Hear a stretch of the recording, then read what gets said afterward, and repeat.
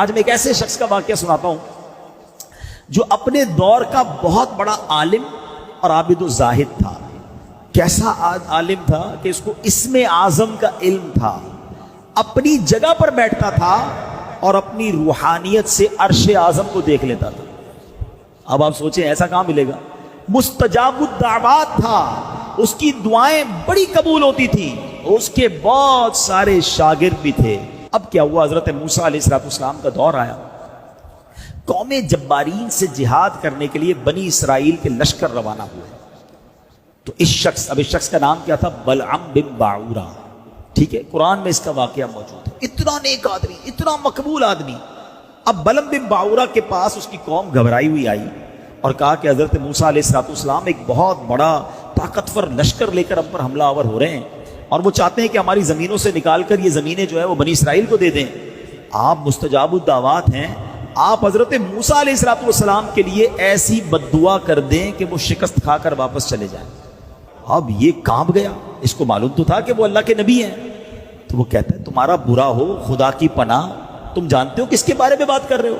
حضرت موسیٰ علیہ السلام تو اللہ کے رسول ہیں, میں ان کے خلاف کیسے بد دعا کر سکتا ہوں؟ اور ان کے لشکر میں تو مومن بھی ہے اور فرشتوں کی جماعت بھی ان کے ساتھ ہے. اب یہ قوم رونے لگی, گر گرانے لگی, اصرار کرنے لگی. تو اس نے کہا میں چلو استخارہ کر لیتا ہوں, اگر اجازت مل گئی تو پھر دیکھتے ہیں.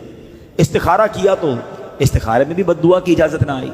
تو اس نے صاف صاف اپنی قوم کو منع کر دیا اور کہا دیکھو اگر اب میں نے بد دعا کی نا تو میری دعا بھی, میری دنیا بھی برباد ہو جائے گی, میری آخرت بھی برباد ہو جائے گی.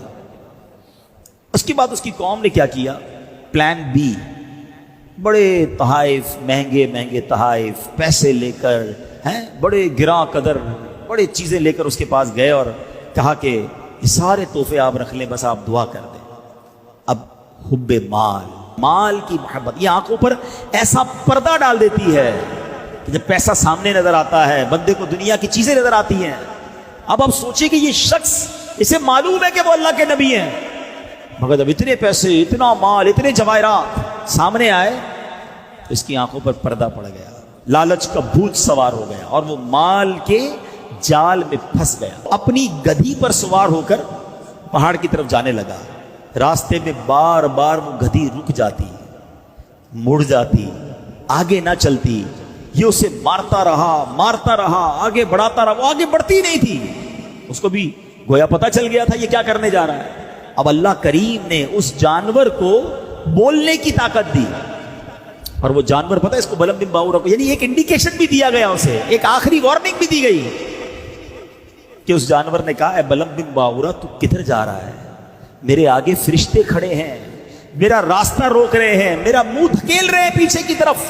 اے بلعم تیرا برا ہو, تو اللہ کے نبی اور مومنین کی جماعت پر بد دعا کرے گا؟ اللہ اکبر. اس کے باوجود بلعم بن باعورہ واپس نہیں ہوا. کیسا پردہ ہوگا, ہائے ہائے ہائے. اب جناب وہ پہاڑ پر چڑھ گیا, حسبان نامی پہاڑ اس پہاڑ کا نام تھا, اور بلندی سے حضرت موسیٰ کے لشکروں کو دیکھا, کیونکہ اب لشکر قریب آ گئے تھے کہ بڑے سے لشکر آ رہے ہیں, اور اس نے بد دعا کرنا شروع کر دی. مگر رزلٹ کیا ہوا, اللہ کی شان دیکھو, وہ بد دعا ان کے لیے کرتا تھا مگر اس کی زبان سے وہ الفاظ نہیں نکلتے تھے, اپنی قوم کے لیے بد دعا نکلتی تھی. اب کیا ہوا, یہ دیکھ کر اس کی قوم نے ٹوکا کہ تم کیا کر رہے ہو, تم تو ہمیں ہی بد دعا دے رہے ہو, ہم نے پیسے دیے, ہم نے مال دیا کہ حضرت موسیٰ کے خلاف بد دعا کرو, تم ہمیں ہی بد دعا دے رہے ہو. وہ کہتا میری قوم, میں کیا کروں, مجھے سمجھ نہیں آ رہا, میں بولتا کچھ ہوں اور زبان سے نکل کچھ اور رہا ہے. اب یہ بات کر ہی رہا تھا کہ اس پر اللہ کا غضب نازل ہو گیا, اس کی زبان لٹک گئی, سینے پر آ گئی. اس وقت بلعم بن باعورہ نے رو رو کر اپنی قوم سے کہا کہ افسوس, میری دنیا اور آخرت دونوں برباد ہو گئی, میرا ایمان جاتا رہا اور میں قہر قہار اور غضب جبار میں گرفتار ہو گیا. اب میری کوئی دعا قبول نہیں ہو سکتی, میں برباد ہو گیا. اب اس مکار نے, اس برباد شخص نے کہا کہ میں تو ہو گیا برباد, اب میں تمہیں ایک طریقہ بتا دیتا ہوں. دعا تو میری کامیاب نہیں ہوئی, لیکن تم اگر حضرت موسیٰ علیہ السلام کے لشکروں کو شکست دینا چاہتے ہو تو تم لوگ ہزاروں خوبصورت لڑکیوں کو بہترین کپڑے اور زیورات پہناؤ اور بنی اسرائیل کے لشکر میں بھیج دو. اس لشکر میں کسی ایک شخص نے بھی غلط کام کر لیا تو پھر اس لشکر پر عذاب نازل ہو جائے گا، اس لشکر کو شکست ہو جائے گی۔ اور ایسا ہی ہوا کہ اس لشکر میں ایک شخص نے برا کام کیا اور وہ لشکر جو ہے اس کے اندر طاعون کا مرض پھیلا، پلیگ جس کو کہتے ہیں، اور گھنٹے بھر میں 70,000 افراد مر گئے اور سارا لشکر تتر بتر ہو کر نامراد واپس آ گیا۔ حضرت موسیٰ علیہ السلام کے قلب پر بڑا افسوس ہوا۔ اب دو بڑی اہم باتیں سمجھنی ہیں۔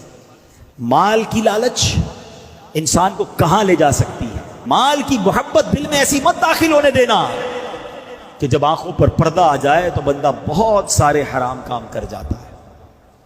اور دوسری چیز جو اس واقعے سے سیکھنے کو ملی نا، کہ چاہے بہت اچھے کام ہم کر رہے ہوں مگر کبھی کبھی ایک حرام کام، اللہ کی ایک نافرمانی، اس میں ایسی بے برکتی اور نحوست ڈال دیتی ہے کہ سارا کام برباد ہو جاتا ہے۔ آج ہم کہتے ہیں ہماری مہنگائی کمر توڑ رہی ہے، کبھی سیلاب آ جاتا ہے، کبھی زلزلہ آ جاتا ہے، کبھی آگ لگ جاتی ہے، ہر روز بری خبریں کیوں سن رہے ہیں ہم اپنے اعمال بھی تو دیکھیں نا۔ اس میں ایک بندے نے بدکاری کی، پورا لشکر تباہ ہو گیا۔ آج بدکاریوں کے اڈے بن گئے ہمارے ملکوں میں، آج بے حیائی کے کاموں کی یلغار۔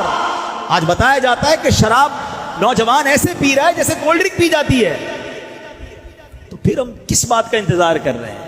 ہمیں یہ واقعات قرآن و حدیث میں اس لیے تو بیان ہوئے نا کہ دیکھو ان باتوں سے رب جب ناراض ہوتا ہے تو پھر برکت اٹھا لی جاتی ہے۔